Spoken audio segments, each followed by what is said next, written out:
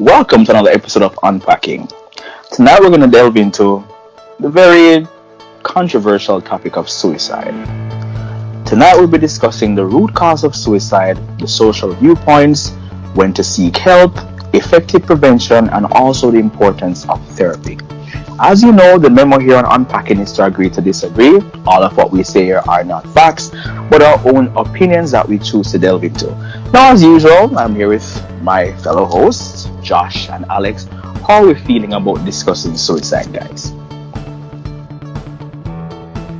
I'd say I'm excited about this. It is a sad reality.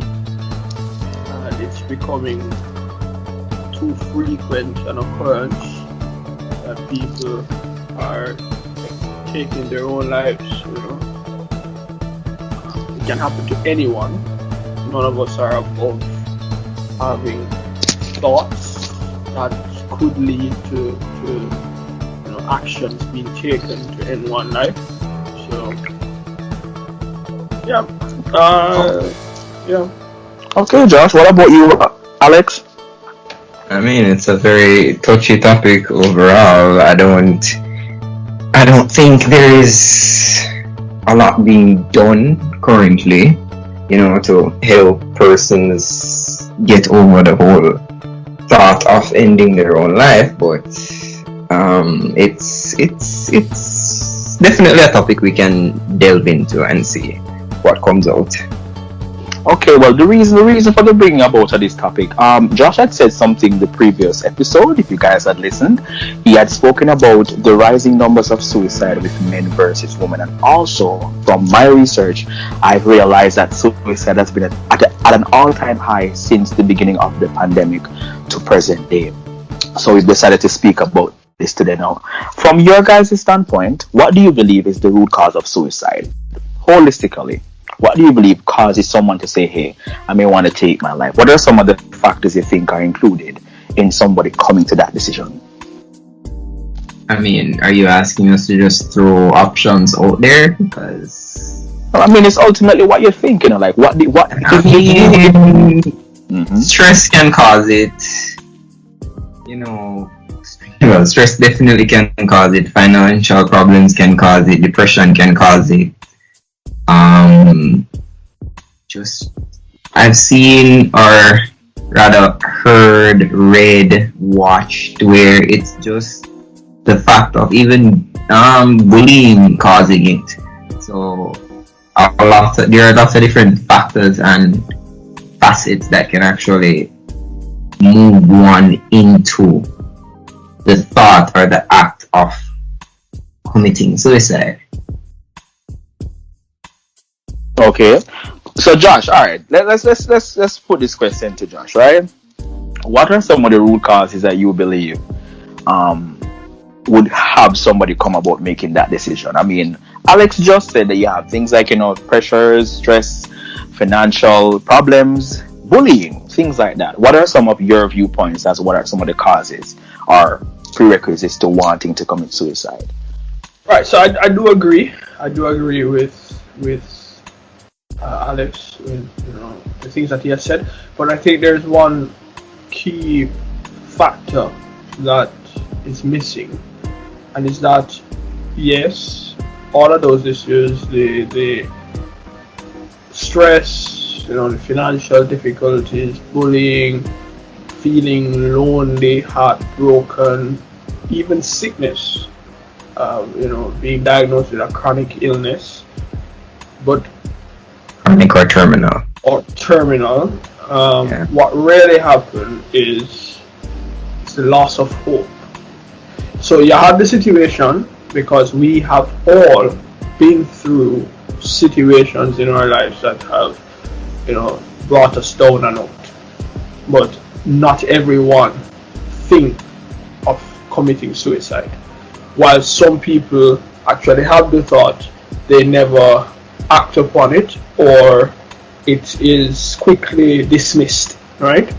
But it is the sense of hopelessness that causes you to go into the dark abyss. That sense of there not being any light at the end of the tunnel, there not being any ray of sunshine that this thing can actually turn around for you in any way, shape, or form.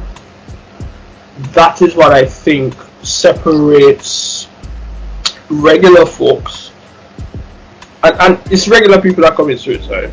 So let me not say, because you're not abnormal to take your life. Because a matter of fact, there was in recent years, I believe if it's not last year, it would have been the year before, a number of pastors would have taken their lives, and these were prominent pastors in the US.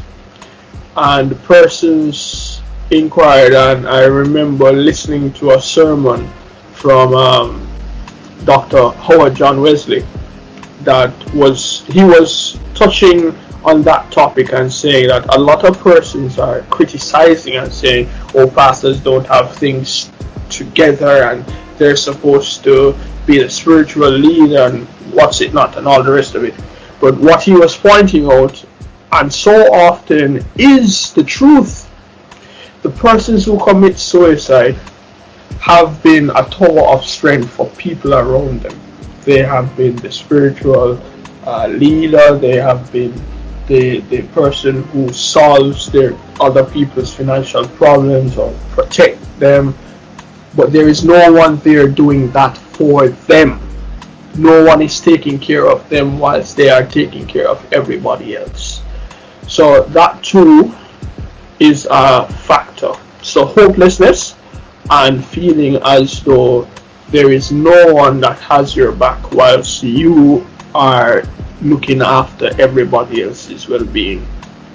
It's good that you delve into that, right? You said some very important topics about people being a pillar of strength and nobody being there for you. So we had our second point here talking about the social viewpoints of suicide. There are some persons from a societal standpoint believing that people who commit suicides are weak. No. People who commit suicides gave up. People who decide they're gonna take their own life, they're cowards. No. From my perspective, I can say that it takes a great deal of courage to decide to end your own life.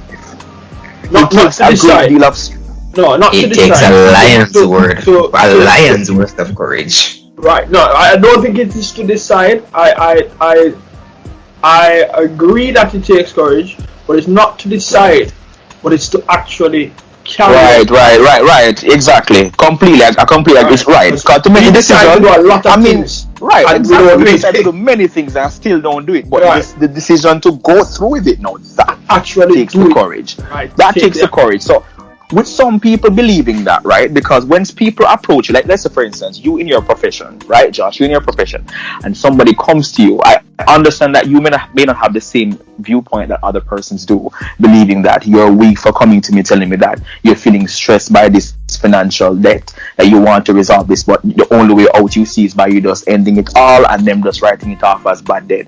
What are some of the things you believe we can do as a society to, because we spoke about this on many podcast episodes about people seeking help and not getting that help because of how people view people being vulnerable.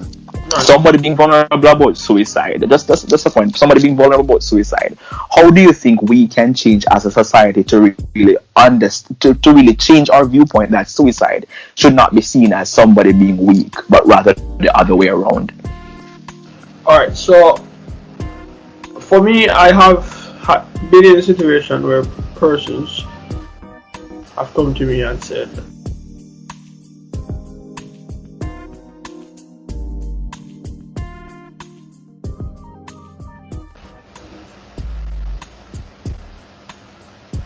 hello? Yeah, you're there, Josh? I didn't hear you just now. Yes, we're still here. Not sure what just happened.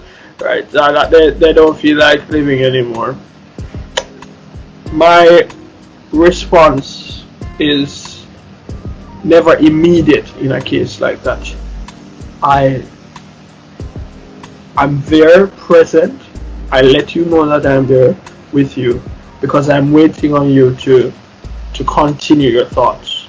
Because what I think normally happens is when persons come and they tell you that, the first thing that the person who is being told, what it is to try and rubbish away or explain away the feelings that the person is having, by telling you that, oh, we have all been there and everything is going to work out, or give you some kind of cliche. And there is nothing that is more annoying. There's nothing more that's discouraging than being told some cliche to keep you going. Especially in the church, God never gives you more than you can bear. Weeping may endure for a night, but joy comes in the morning. That does not fix my problem. That does not help me with my situation that I'm going through. So I allow for the person to express what it is that they're feeling without any interruptions. And after now, hearing what it is that they're saying, finding out what steps they have taken, why it is that they feel like they're already at the end of the journey, and then from there we can look into alternatives. I have been in one particular situation that, in all honesty, I got a little short with the person. I tell them, well, if it is that you want to take your life, then go ahead, because this was somebody that I felt it was more of an attention seeking, because it was an ongoing thing, and it wasn't they weren't genuine. I told them, just tell me when it is that you. And I have to commend you on that though, because I know a lot of persons listening may be like, that's so evil for you to say, but in all honesty, I mean, it is your life. Don't threaten me with saying you're gonna do it. If you're gonna do it, just do it. No, I'm not saying it's right to want to take your own life, but if you're not taking this seriously, then by all means, it is your life. I can't tell you what to do with it. So. The thing with it is that we never want somebody who comes to you saying that they want to commit suicide to feel as though that they don't have any power. That's the last thing that you want to put onto them, right? You don't want them to feel like they're weak. You don't want them to feel powerless, because feeding into that is only going to fuel them further into the dark hole that they're already in. It's driving them further in.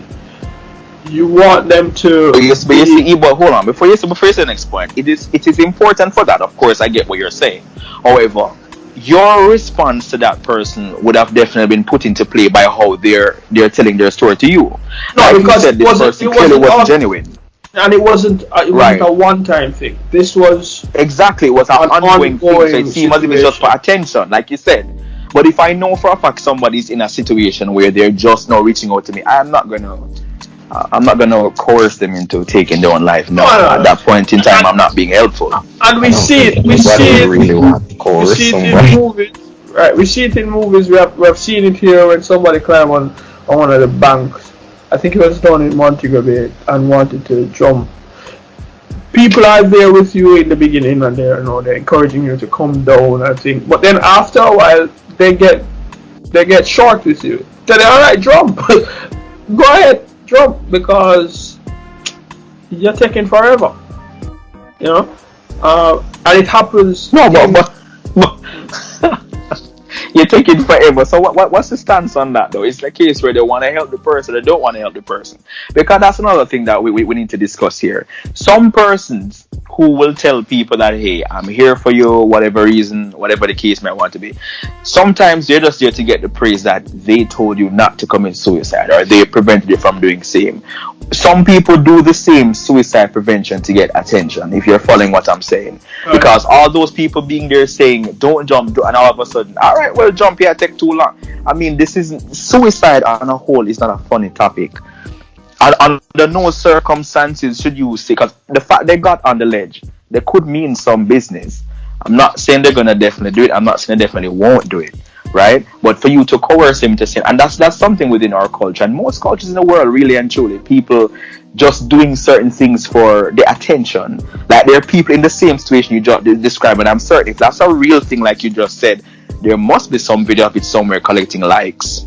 And I don't see why would you want to be liking a video of somebody trying to commit suicide. Well, I'm of the view, and my research is inconclusive in terms of this, but it is my opinion that persons who, and it has been based on what I have seen thus far, it has been somewhat cemented. Persons who are actually not contemplating but have made the decision to commit suicide do not make it a public affair. It is a private one.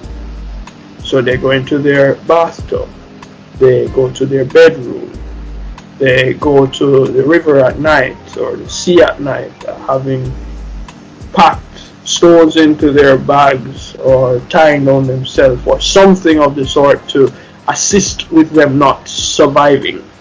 Those who go out in broad daylight, climbing up on buildings, climbing up on bridges and things, aren't necessarily the ones who, I feel like they're still contemplating it. They're on the. Feel like the decision, you felt that decision has not yet been made. It Because hasn't the been fact made. they're making a spectacle of themselves, that means It they hasn't kind been of made. want someone to tell them that Want they should someone do to this. tell them don't do Okay, it. okay. So They're they want like still a seeking audience. after, right? Okay. Seeking after getting some kind of confirmation that That hey, I'm not you're supposed to allowed. do this. You are not supposed to do this. We care about you still. Right. Let's see. That's my view. I could be very wrong. I do have a psychology or a psychiatry degree. Right, but of course, here on Unpacking, we just, all our opinions are not facts. So we basically just delve into what we think, yeah. But I do agree with you on that point. I think, based on how you put it there, I mean, if I really and truly wanted to commit the act of ending my life, what was that?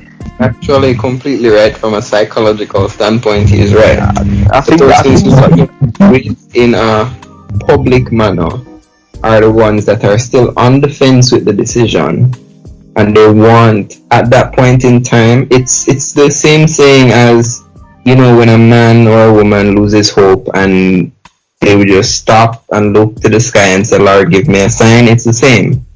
At that point in time, they're looking for the reason not to. So they stand there and contemplate whether or not this needs to be done.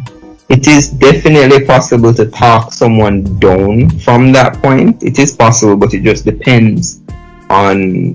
But to that point though, to point out what you're saying, do you believe that in case of what you're asking about persons making spectacles rather than it being private, do you believe that mode is kind of like seeking help? Okay, so they're looking for a sign to not do this. It's actually seeking help. They want the help, they just don't know who to turn to. So they want somebody to give them the reason at that point in time. As to why they should do it. Practice, they might be displaying the signs, or they might have said it to somebody they thought would have, given them the time of day before, and then that is what leads them, and then the person doesn't reciprocate the type of feelings that they wanted, and then that leads them to go ahead and just make a spectacle of it to see if, not intentionally, it's more of a automatic response. They haven't completely made up their mind as yet, because if they did, they would just go aside where nobody can stop them from doing what they want to do and just get it over with. But when they go ahead, make a spectacle of it, they want somebody at that point in time to help. They're seeking the attention. They're seeking the help at that point in time. It's a I wouldn't say a silent cry, but it's a cry for right. No, but I mean, but it's I mean, I'm hard loving this conversation. It seems, because based on what Josh said before, right? Josh said, and I get where it's coming from, because I did agree with it just now, and I still do. That person that was, they weren't, well, let me not say they weren't serious, but they were treating it like it wasn't, it seemed like a joke thing to them. Could that be a form of a silent cry? I mean, even though they have not gone through with doing it as yet, right? They keep coming back to him saying, and he just says, go and do it. Now I'm thinking to myself, They is keep it right coming for back any... to him about Right. it, but Right. you have to look at the factors about it, What was the first cry about? What was the first time about? What was the second time about? What was the third time about? I know it's going to test your patience if the person keeps coming back and saying the same thing. It's for different reasons. This person... But what if really and truly over the time they're trying to build up their level of bravado or confidence to actually go through with it, and they're really trying to get something from you who they're clearly find some form of value in your opinion to tell them not to do it. Definitely say yes. That is also a possibility. But you see, you have to look at the signs. Are they coming back to you for the same issue, or basically the same root cause of the first time? Okay, so essentially you're saying that are they coming back about one main thing, or is it just many things that didn't go their way that they're believing that it needs to be a end all type of situation? It's coming for a multiple of different things that just don't connect. But I guess at that point in time, I mean, you have to make a decision. But yeah. If it's coming from multiple different things that don't connect in any way that you can really look at and say, I could possibly understand why you feel depressed about this at that point in time, I can definitely understand Josh's viewpoint of him just getting short with the person and saying, okay, just go ahead and do it. But I mean, given our patience as human beings, even if I say to you at this point in time, if we're being real about it, because our show is about being real and authentic, if we're being real about as much as we could say here, or I would never say that, the truth be told, when our patience is completely finished, I don't think there's anything we won't say. And if from our... Go ahead. The thing is that I never just told the person to go ahead and do it. I told them that I would assist them. So they wouldn't have to go through the journey alone. I would see them off. Right? Because I believe in euthanasia, but they clearly weren't sick, at least not terminally ill. And you see, one of the things that persons need to understand, the value of life and the power of your words. I always tell people, I would rather you waste my money than waste my time. Because when you waste my time, you essentially are wasting my money as well, because my time could have been spent doing something that's income generating or profiting me in terms of my own self-development, right? And we keep having a conversation where everything, irrespective of how minor or major it may be, boils down to you wanting to cut yourself or take pills or do this or do that. And I have been there. I have been on both sides. So it's not a point of feeling as though I got impatient and just couldn't bother. It was really a form of a tactic, one, as well as I really just wanted to kind of gauge where it is that you're at, because some people need a shaking up. Basically a bit of reverse psychology to get person's headspace. Pretty much. But unlike you, I never went to school for psychology. It's a very good tactic, actually. I just learned manipulation through osmosis. But no, it's definitely but that's just eating. That's just it. That's raw sense. I'm saying, looking back at it, it's a good viewpoint. I mean, it's like, it's something that you can think a normal person can think up off the top of their heads to do. So you don't even need a psychological background in order for you to be able to assist with situations like these. Talking down someone, you don't need a degree, you don't need a background in it in any way at all. You just have to legitimately be able to try to empathize. I really hate the word, but yes, you just need to empathize and It's That not a dirty alone, word, or a bad it's word, not a dirty word. I just hate the word for a different reason. because of the field that we would have once worked in together. Yes, I yes. see.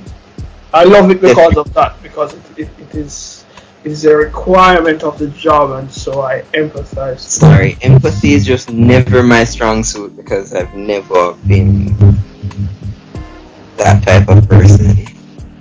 But yeah, it's something that can be easily done by anybody. I find it that it just takes a little bit of patience and wit in order for you to be able to, talk somebody down from something. Fair enough. What was Okay. the other one? I mean, getting into. I mean, we're basically leaning into seeking help. When it is right to seek help. What would be your take on that? When do you think is the right time if you're having these thoughts?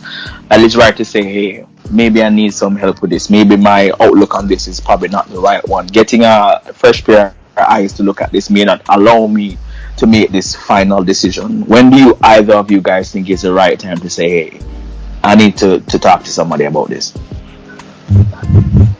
Alright, I mean, go ahead. Let's go ahead. I was going to say, I remember reading an article from the World Health Organization. It's actually, overall, I should say, it's one of those things where people who are in this mode actually normally seek out the help in different ways. They actually try to express it to at least one person before either committing to the act or taking steps toward the act. If I can remember clearly, I think they said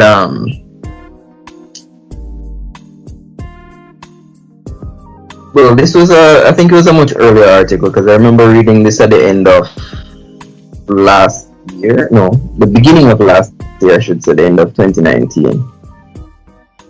It's something around like close to about 800,000 persons die due to suicide every year.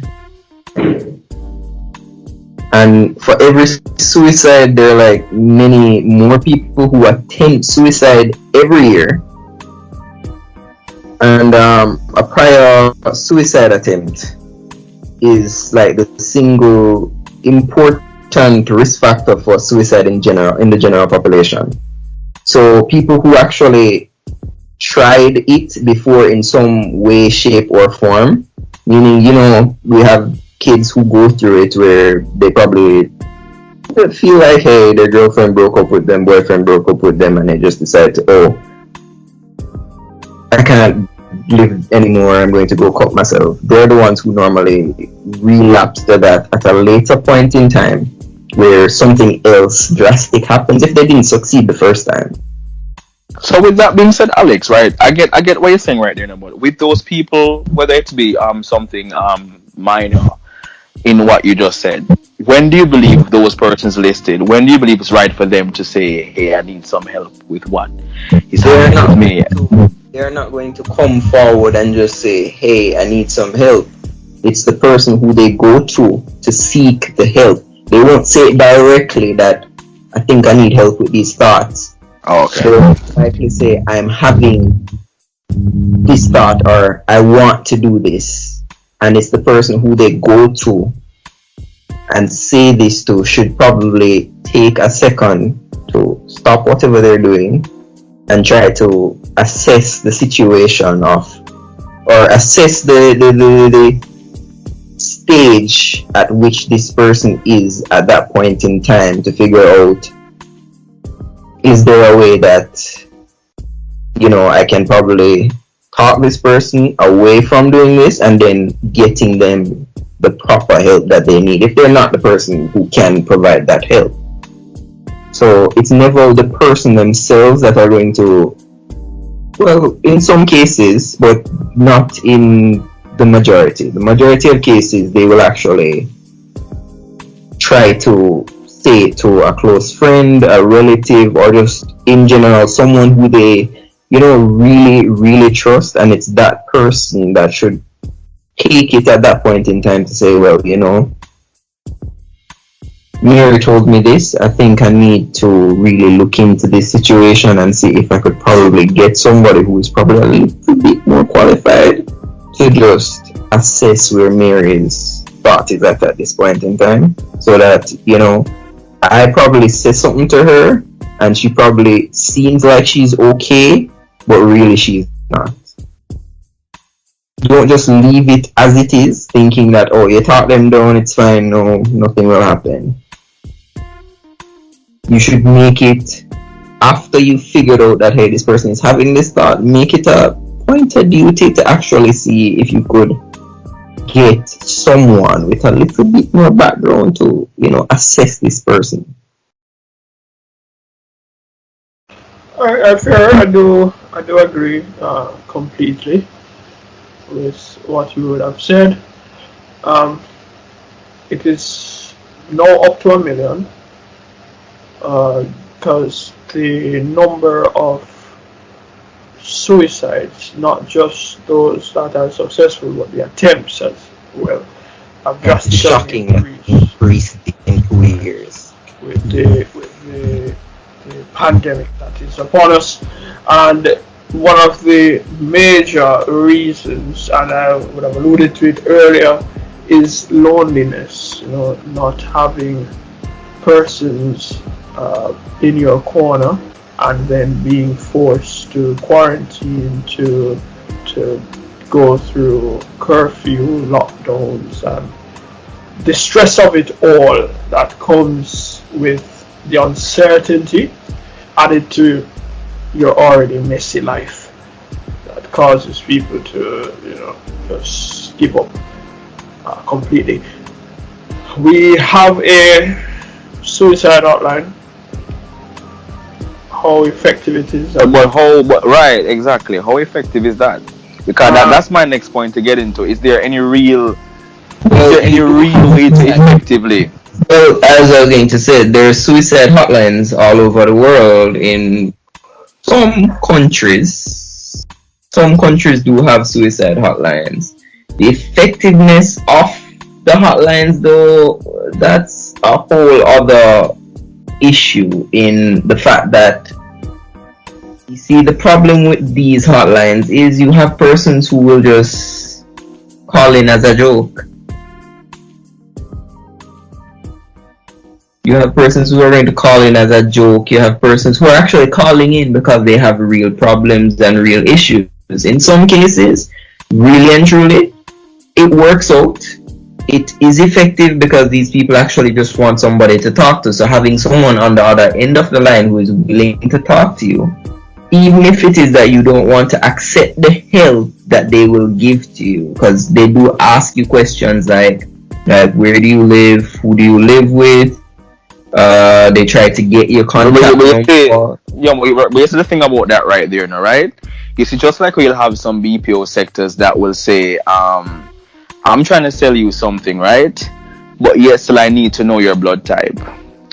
I do not particularly need, and even though I may get that, some companies may require information from you to be able to go through what they call a sale.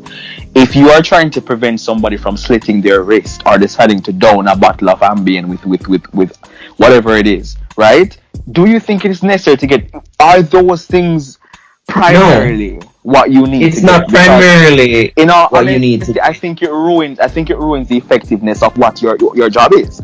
If your job is to prevent them from committing suicide, why do you need to have all these protocols? Why do you need to have these this structure to hold the conversation? Suicide hotlines in some countries, not all, some countries, there are no protocols to it.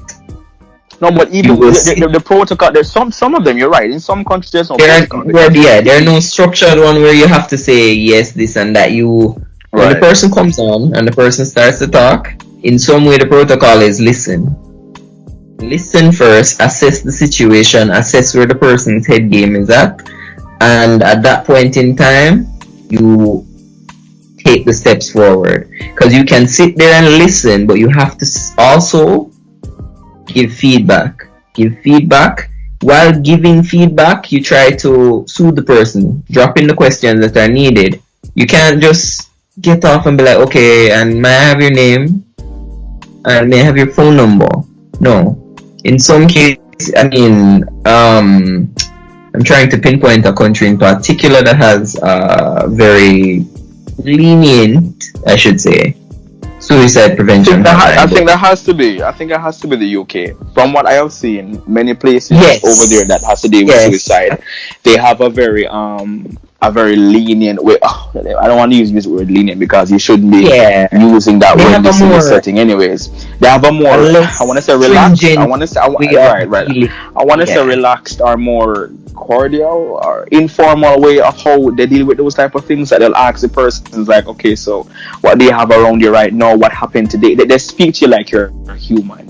That's what I've gotten from anything I've seen there. But I know for a fact that. Not a child with a problem. Right. They speak with you like this is something that needs to be taken into consideration, because for me, I have a problem with the fact that we understand what it is like to call 911 or 199 wherever you're located. And even though you may call the police, you're about to be murdered. There's somebody knocking on the door right now. They can hear the person banging. They've heard the 1,000 expletives that person on the other side of the door has said. But yes, they're gonna be. I'm sorry. Is the person in the house right now? I'm like, what? Why would you? I'm calling you because I'm in danger right now. What is the purpose of you feeling the need to fill out your form so your supervisor don't have your neck? I'm really just trying to get an understanding right now. Is there any real way to effectively prevent suicide? Because suicide, as the word dictates, it's the killing of oneself, and we understand the only thing that really controls us is us. So how do you really effectively prevent somebody from taking their own life? I mean, effectively is kind of hard. Because if we understand it's a big problem, because suicide some parts of government. No, I'm gonna say it may not be a big problem, because suicide comes under the way the government see things as what we call it, population elimination. Like it's a process in which some of the population will go down. So it's like, even though suicide is not being encouraged, it's not necessarily being sought after like it's like a pandemic, like it's a big problem, even though we treat it with all the flashy whatever it might want to be, that it's definitely a big problem. But I don't think we take suicide as serious as we should, because in some person's minds, even if you go to a hospital, they'll see it as, okay, it's just another dead body.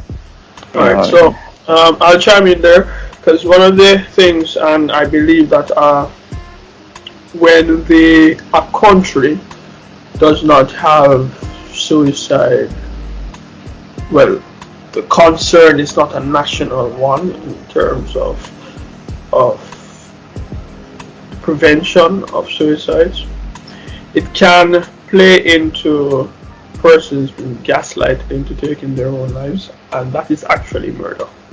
You may not have committed the act, but you would have been the cause for same. That's definitely true. Some people are definitely held to that. Like, if you coerce someone into suicide, that's murder. It's no longer suicide. But we don't have let me not say that we don't have the skill, because a lot of our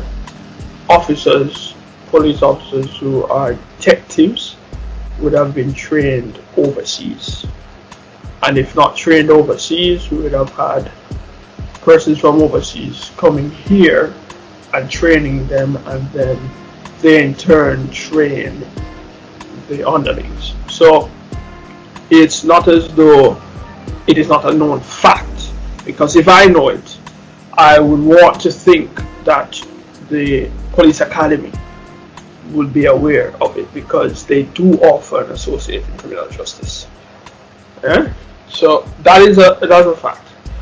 with the prevention of suicide, a lot can be done in terms of not just for the person who is having the thoughts to reach out, but more so for the persons around them that note the change in the atmosphere, or how it is that they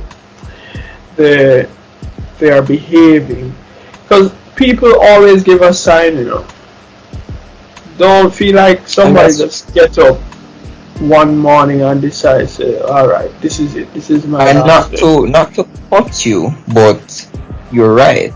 People always give a sign, but how many people are actively able to identify those signs is another problem. Right. So which is what I'm saying, that in order for us to up the ante in terms of the prevention or the reduction of the numbers, it would be very prudent for us as individuals, as people, to be our brother's keeper, to be able to identify. And it's not that hard, A simple statement like that: you're going to miss me when I'm gone. Live each day as if it's your last one. That is completely out of context, said out of context. Somebody leaving the office and they make mention that they're gone forever. We laugh at these things. We take them to be very slight, but it's simple stuff like this that then afterwards you hear it on the news, or somebody call you and say, oh, you don't know, say such and such man or such woman take them life last night. It's a sad fact that we are insensitive as a people. We take too many things for joke, and it's cultural. We turn everything into a joke.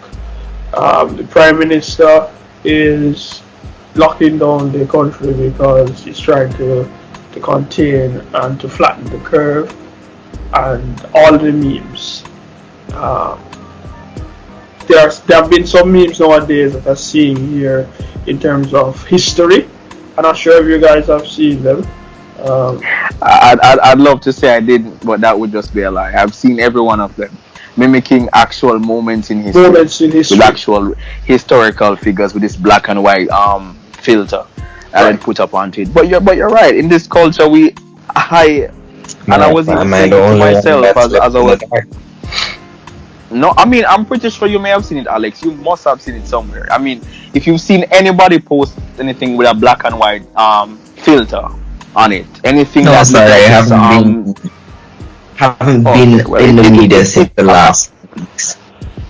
I'm sure it pop up sometime. I don't know what the purpose of it is.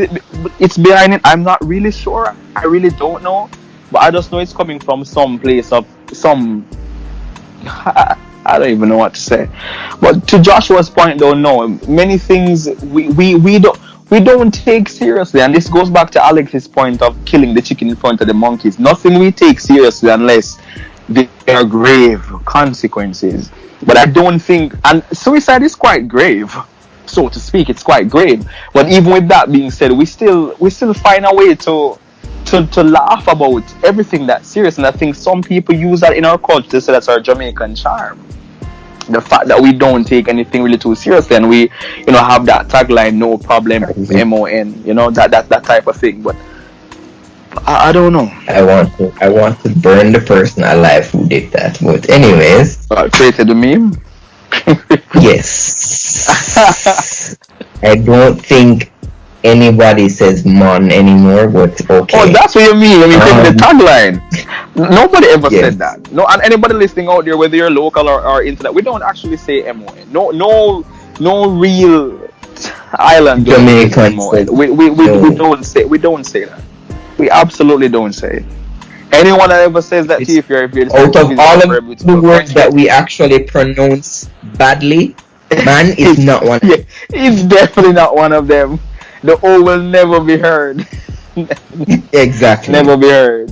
Never be heard. But But to our final point that we have here, though, because I mean, the effectiveness of what we believe can be prevented is quite obscure in our process in how we do things. And from my standpoint, I really don't think we're any closer to effectively preventing any of this because the seriousness is just not there. But there are some people who believe that. What were we going to say, Alex? Or I was Josh? going to say, as far as prevention and control, well, yeah, prevention and control, because in some cases you probably can't prevent, but you can, control the amount of suicides. I mean, as far as it goes, they are preventable. Suicides are indeed preventable, and like some measures that can probably be taken is like, and these are just like general out there countries can implement. But like what? Parents Like can how- implement. Anybody reducing access to like the means of suicide, like for example, firearms, medication, pesticides, But I even mean, bleach. I don't know if you've Bleach. seen. I don't know if you've seen anything, whether recent or in the past. People, us as humans, when we want to do something, Alex, we find a find way it. to do it. We find Yeah, a way that's to true. do it. Like there, That's you true. could That's say so pills, all of what you just mentioned. When I can see some of these documentaries of how prisoners shouldn't have weapons. You know this.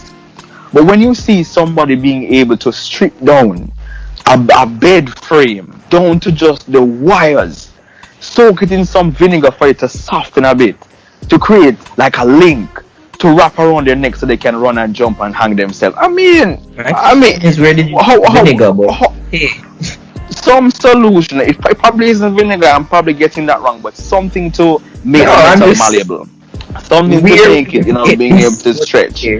No, I mean I don't know, but the fact of the matter is that you're saying that they're prevention. I really don't think. I think no, they're most of what people believe they used to prevent. they're preventative measures. There are many, but You how can't effective say are that they? they're going to be effective, but there are just certain preventative measures that can probably limit that 1 million that is gone up to now, and we can try to drop it back to the 800,000. Because even me, school-based intervention, though I think this is probably something that the guidance and counseling department should definitely look into. Instead of trying to teach the kids about these things, they teach the kids more like how to identify the signs. I never So that they actually have- to resolve same how they feel. Exactly, to identify the sign, how to resolve it, how to help, and give them an idea of where they can go, or persons, places, numbers that they can call in order to get help for. But you see, on that Or- point, or on the for point of themselves. what you're saying, Alex, on the point of what you're saying about how to fix the problem, our last point here is therapy. Majority of what people believe therapy is, or what therapy comes to be for some people, is just somebody trying to find out your root cause with no solution. It's like somebody saying to you that, hey, I've realized what happened in your past. What was your childhood like? What happened in that marriage? What happened in that relationship? What happened at that job? They're gathering all the information, but when it comes down to it, all you're giving is antidepressants. There's no actual way to say, hey, this is how you can work on this. This is a way to actually resolve this. That's never done.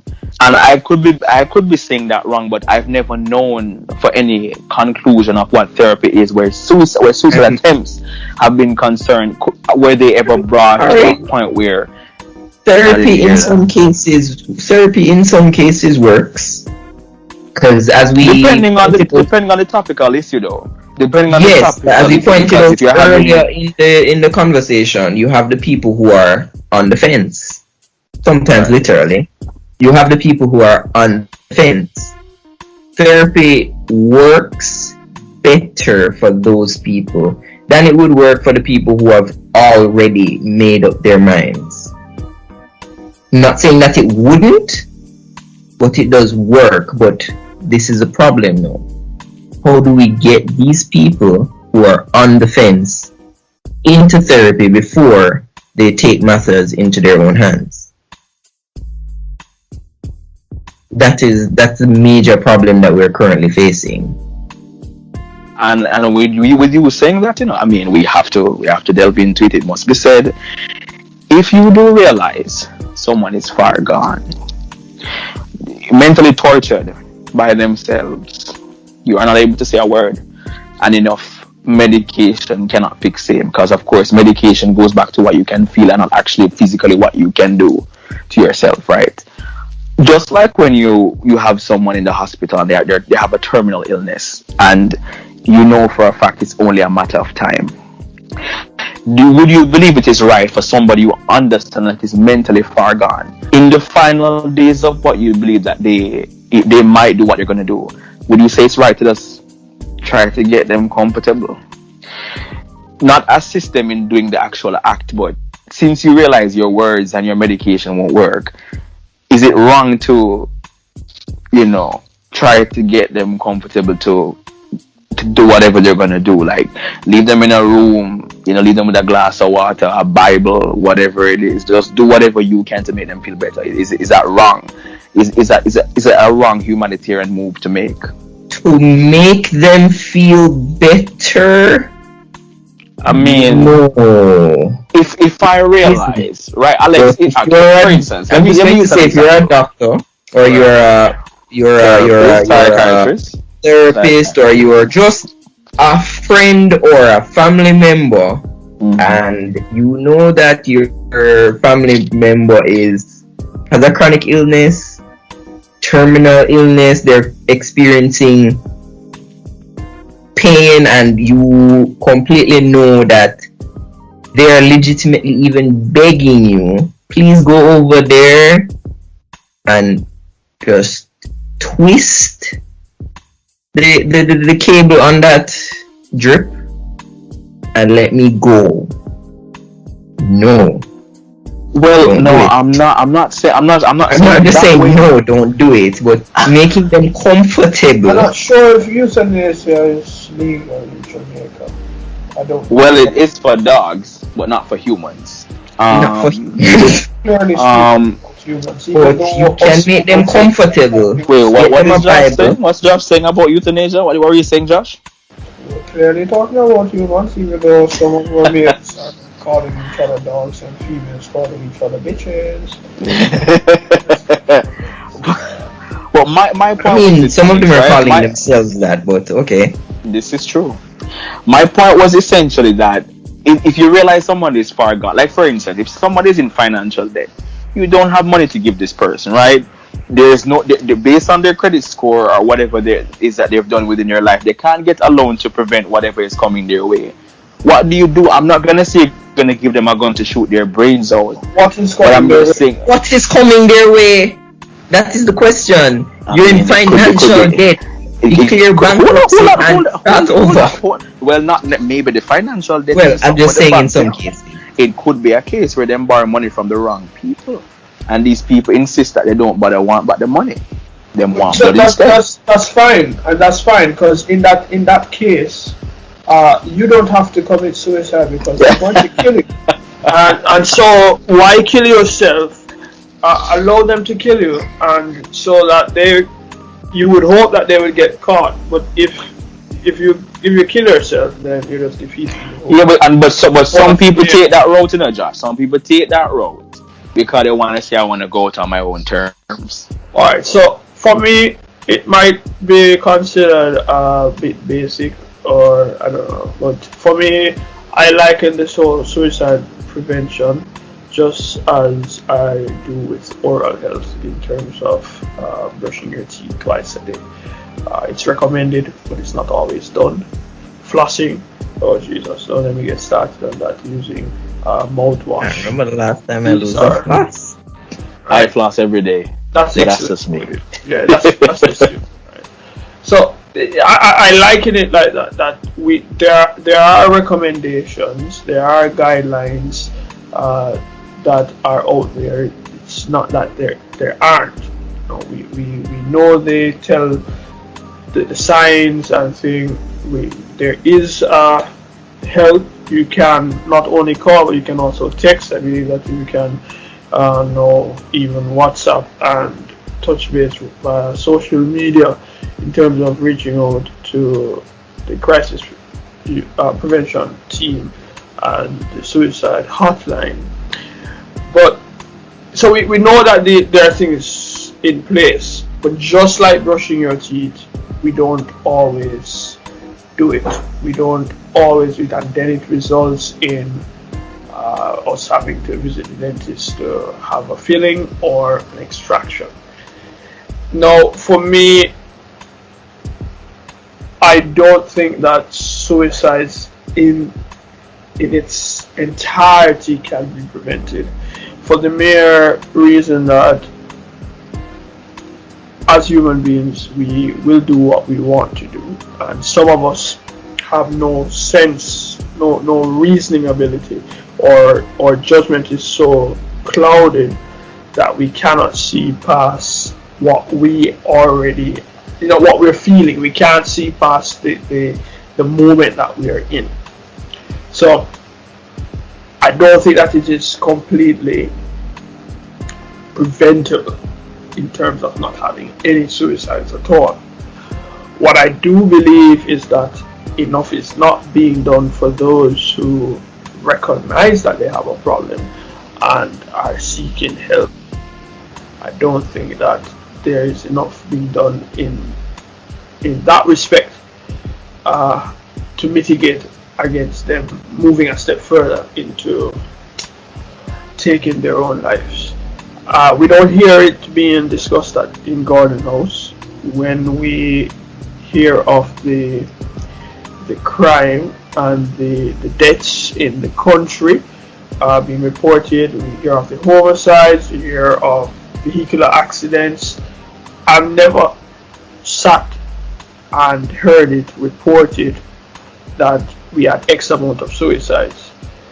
The Jamaican Constabulary Force have it noted that there are 2.1 per 100,000 residents.